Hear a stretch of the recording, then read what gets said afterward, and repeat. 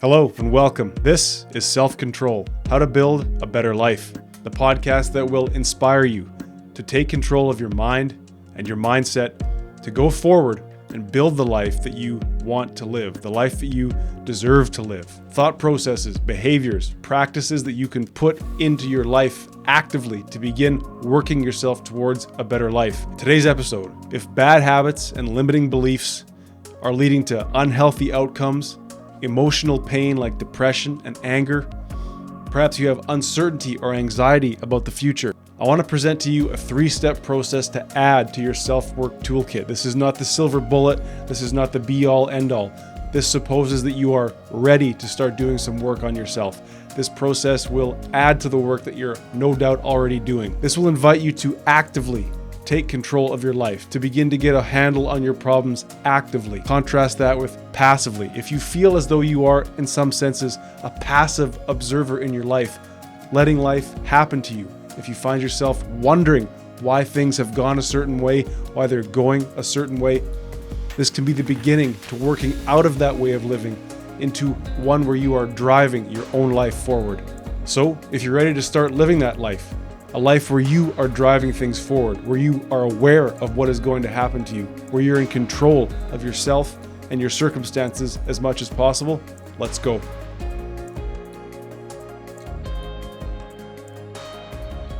All right, so as promised, it is a 3-step process. Number 1 is awareness. And to me, awareness generally, it's probably the biggest hurdle when it comes to self-work and making a difference in our own life. How can we go from a place of 0 to 1, a place where we're not even aware necessarily of what our problems are, what harm we're causing to ourselves, what harm is our behavior having on our life? But so often it's that unawareness of our negative thought patterns or our bad habits that lead to us to continue to do them sort of on autopilot. But the truth is, when we're living life on autopilot, quite often we come up unhappy and unfulfilled because we're not taking charge of the life that we're given. The truth is, for me, anytime I was able to make some strides in self-development to improve upon a bad habit, it was because in some way or another I became aware of the nature of the problem, aware that the problem existed, aware that it was having negative consequences on my life, and aware of just how deep it ran and the reasons behind it. And sometimes it slaps you in the face, or it slapped me in the face. I've told the story before, when I had to eventually take the steps to begin quitting my marijuana use. It was a single instance where I realized that I'm endangering my own personal safety and my own longevity by doing this and being careless and being reckless when I'm under the influence. Sometimes it's a longer term thing, right? When it came to pornography consumption, that was 15 years of my life that I was partaking in that. And, I had my parents very early on from day one, when they, of course, caught me, because you're not very slick as a 14-year-old, they caught me and they said, you can't be doing this. This is not going to be good for you in the long run. Of course, I didn't listen. And, some years later, I had a girlfriend tell me, this pornography reduces your attraction to me. It reduces your sex drive. It does a lot of bad things. But as we know, someone can talk in your ear and tell you all the bad things you're doing until you get there yourself and get that awareness again of how deep the problem runs. Can you begin to make the changes? But awareness, let's say in this case, crept on me through the words of others. Another more recent example, of course, I talked about this in the last episode, was my decision to stop drinking coffee. And I would say that I really had very little awareness of the effects that caffeine had on my life. And that was until I talked to Jahan Sattower, who is a therapist and someone who's very, very in tune with the way things that we consume affect our mindset and our body. And like I say, I had no concept really of how caffeine affected me, but in a few short minutes, he was able to break down. Then it took me about a year or 6 months to really see what would it look like to quit drinking coffee, to quit consuming caffeine. And as I said then, I'll say again, that was something that I'm so grateful for, as it has, truly improved my life beyond what I could have imagined. And so if you're building an ecosystem of negative thought, right? Like if you have these unhealthy habits that are causing you shame and guilt, if you have perhaps the tendency to procrastinate and you feel unfulfilled because you're not getting things done, whatever that may be, a lot of the time, at least I would say for myself, that negative mindset, that ecosystem of self-deprecating thoughts about pessimism about the future, about shame about the past, that comes because, and almost like a spiritual reaction, truly a spiritual reaction. Our spirit is hurting in a way because we know that these bad habits we've taken on, these negative thoughts we've taken on, come from the fact that we are not actively living our life. We are allowing these patterns to recur on autopilot. And again, it's that pain on a spiritual level and that recurrence of self-abuse is a result a lot of the time, and it was in my case, was a lack of awareness of what I was doing and what the problem was. So perhaps, as was done for me, I can do for you is to simply provide you with the beginning or some additional awareness into your own behavior. Now, I can't tell you if there are things that you're doing that are a problem. I can't tell you if you are abusing yourself. All I can simply do is raise the question and hand, let's say, the mantle to you, hand the microphone to you for your own life and say, are there things in your life that you believe may be a problem? Are there things that are leading to wasted time, wasted money, ruined relationships, shame, guilt, messes to clean up, whatever it is? I mean, on some level, I do have to say, you may not be fully aware of how these things you're doing are truly hurting you, but on an intuitive level, that quiet little voice inside you might be the beginning, might be that spark for you to look and listen and say, is this a problem? Is this something I need to improve on? Is this something that I need to prevent from just happening automatically in my life, and grab it and look at it and see, why am I doing this? So ultimately, it is up to you to cultivate your own awareness. I just sort of have to tap out there. I've been very lucky that some people have suggested some things to me that I should look to do. I'm trying to put it to you because I don't know you. All I can say is perhaps intuitively there are things that you're doing that you know to be harmful to you, that you know might be preventing you from getting to where you want to be, that make you feel unfulfilled. Examine those things. Become aware of how often you're doing them, why you're doing them. And we're going to get into this in the second step. Ultimately, it will be up to you to cultivate that awareness. But let's say the first step is to get out of autopilot, get out of that subconscious programming and think about what it is that you're doing minute to minute, day to day, week to week, year to year. Simply put, you can't fix what you can't see, but you can't see what you refuse to look at. The foundation of this show is mine and your courage to look at our lives, to be willing to look at life, to not shy away from the shadow, from the things that we know are wrong, the things that we're doing that are hurting ourselves, the things where we are not bringing our best to bear on the world. This process is the beginning for you to actively take a hold of your life, steer it where you want to be, and continue this journey of becoming. All right, so once you've committed to a mode or the task or the job or the journey of observing your life, and not obsessing over every little thing, not assuming there's problems, but becoming an active observer in your own life, being willing to look at the things that you're doing and being courageous enough, being willing enough to observe the things that are going on in your life and question why you are doing them. Question if those behaviors, if those thoughts serve you, and then decide if you need to continue doing them. Once you've committed to this mode of observation and, let's say, interrogation of yourself, the next step to now accelerate this will be to start keeping a record. I know I harp on it every other episode. If you need to make a better life for yourself, I don't see a way that happened for me without journaling. Frankly, I wouldn't be here espousing all this worldly wisdom to you, whatever amount of it I may have. I wouldn't be here doing it without having started journaling about 5 years ago. So whether you get a notebook, it could be this big, it could be even smaller. I don't think you need to write more than a few hundred words a day about what's going on in your life. 1 8.5 by 11-inch page to start. It could be voice notes on your phone. It could be videos on your phone that you're going to go back and watch, that you're going to keep organized and you're going to keep going back to. You could be writing on sticky notes and posting them on your wall.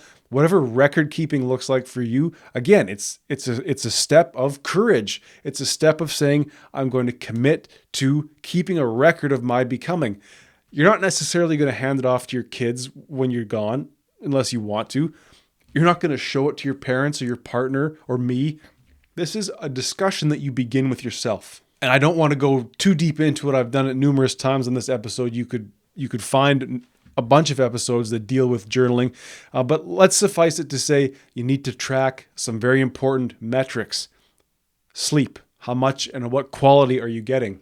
How much are you eating? What are you eating? Are you drinking enough water?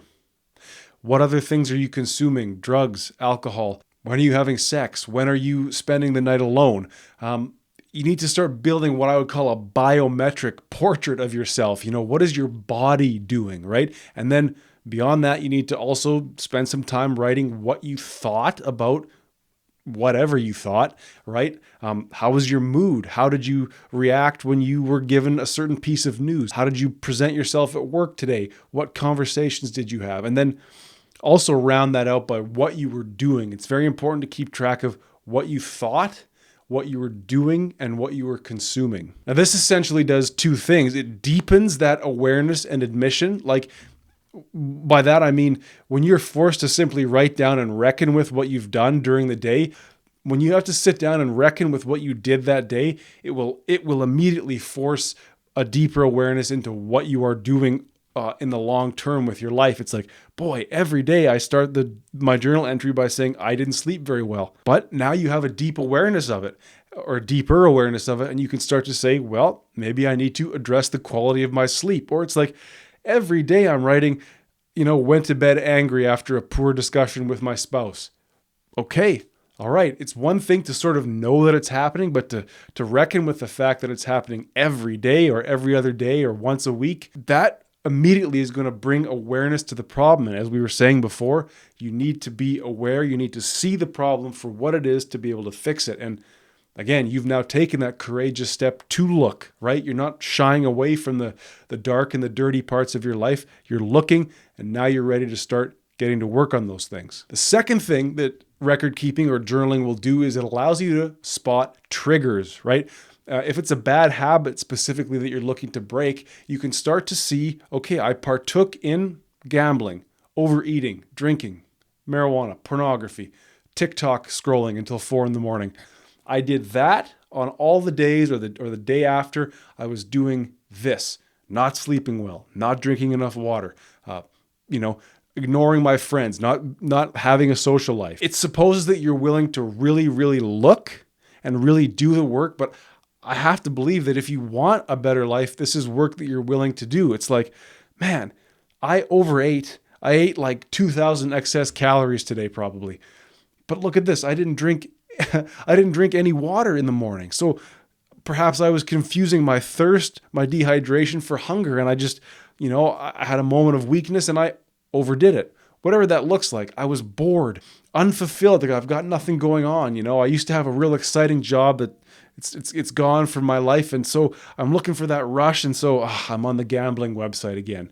Again, I think intuitively you probably know what these triggers are, but once you see them, once every day you're forced to write down, oh my God, I gave into pornography consumption again because I'm too lazy to try and meet somebody, to try and even go out with friends and fulfill myself and feel whole. So I'm getting that cheap rush home alone. There's countless examples. I could go on, but I think you get the point that when you're forced to reckon with what you do every day, and when you're forced to look at why you do those things, I think you're now well on your way to getting a handle on those issues and improving your health and improving the quality of your life, which I assume is why you're here.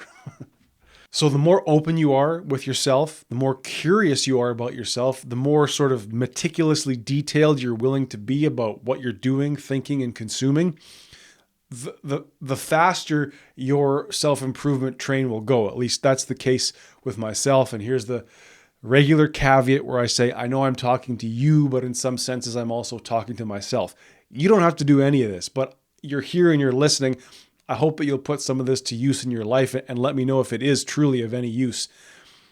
The amount of work that you do in this process of awareness and of record keeping and of the third step we're about to get to, the amount of work you're willing to do here is almost 100% efficiently translated to a proportional growth in yourself, right? It's like there's always efficiencies lost in whatever we do, any job we do, any task we do.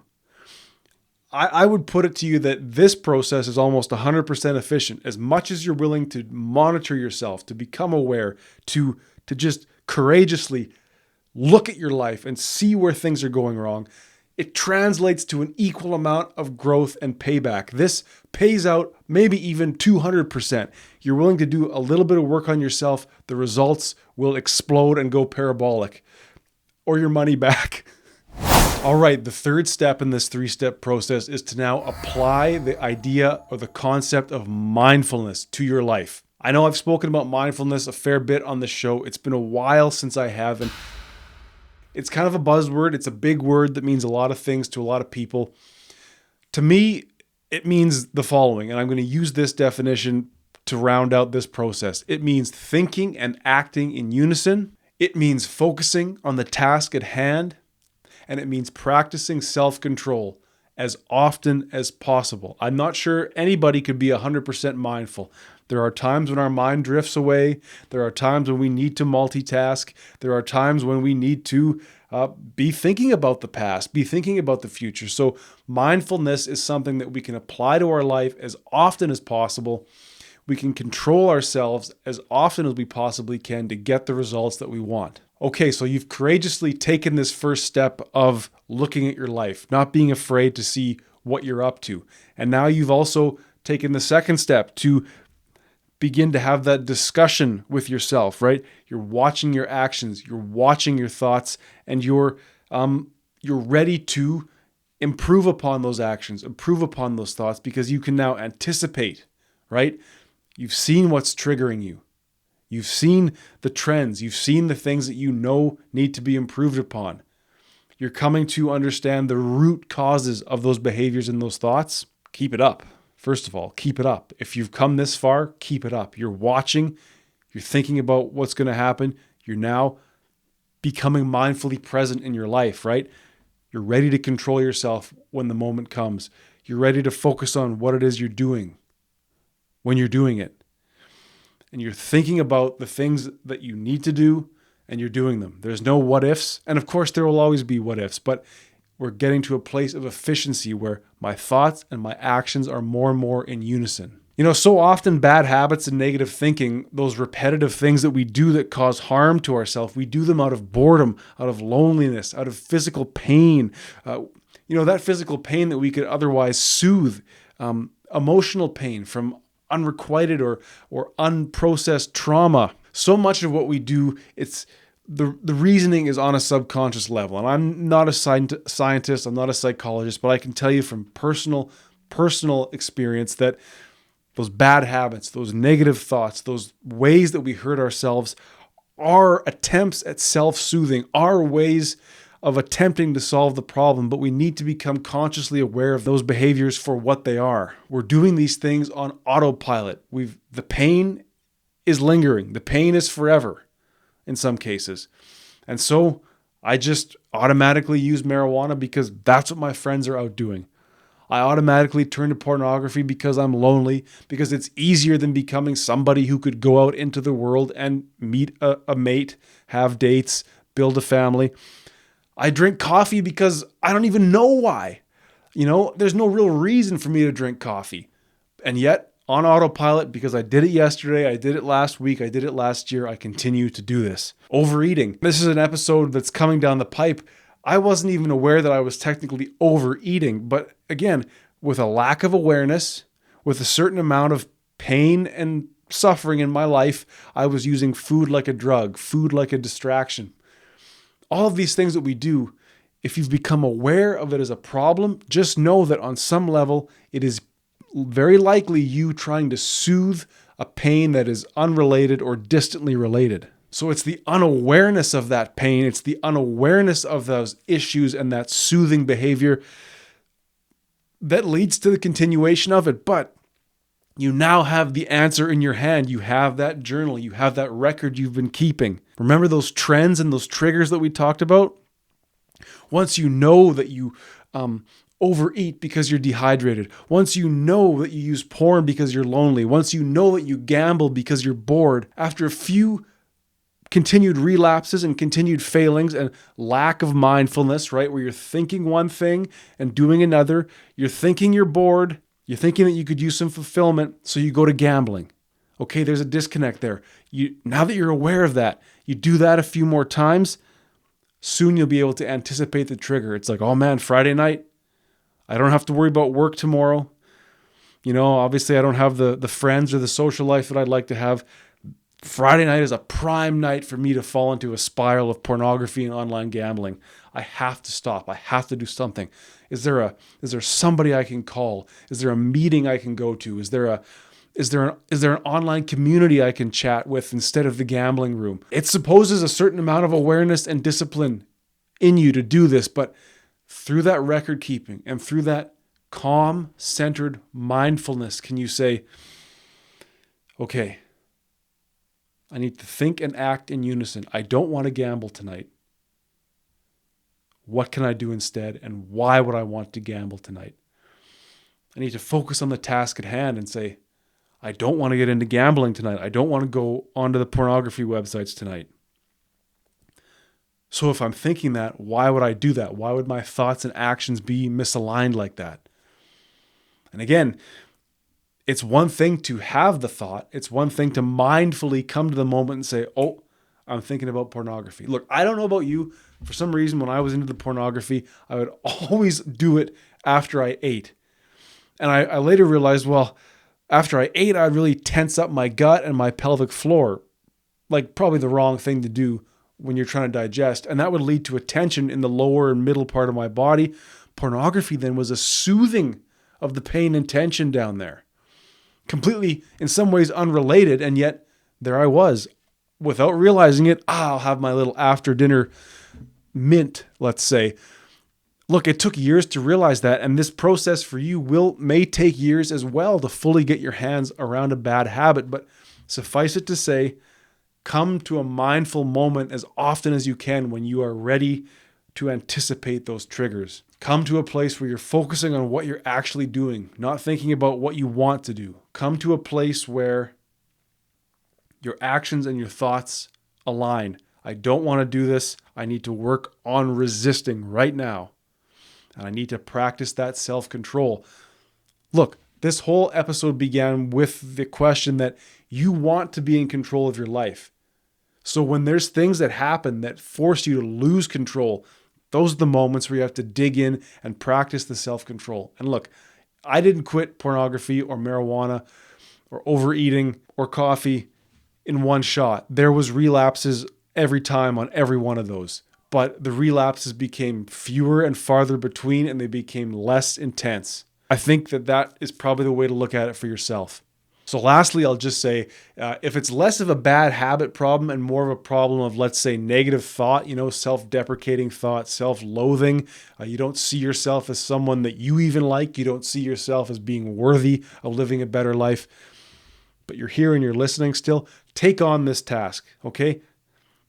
Tell me that when you're doing that hard work on yourself and you're actually starting to see improvements in your life, tell me that doesn't develop a little bit of pride and self-love. That doesn't make you feel worthy of being out in the world amongst other people because you're someone who's now doing the hardest work imaginable. It's the work on the self. So there you have it. A 3-step process where you can start to actively take control of your problems and your bad habits and your negative thoughts. Observe what's going on. Become aware of what it is that you're doing. Keep a record of those things that you're doing. Look to spot trends and triggers. Keep track of what you're thinking, what you're doing, and what you're consuming. And once you have a good sized record of your life, then you can begin to apply mindfulness to your life. Think, or at least seek to think and act in unison. Seek to practice self-control in the moment and focus on the task at hand. I can't believe I'm saying this kind of stuff, but come to the center, right? Your desires and your actions are pulling you apart. Unite them. You don't want to let this bad habit take over. You don't want to let those negative thoughts take over. So there's your invitation right there to practice self-control, to practice self-discipline.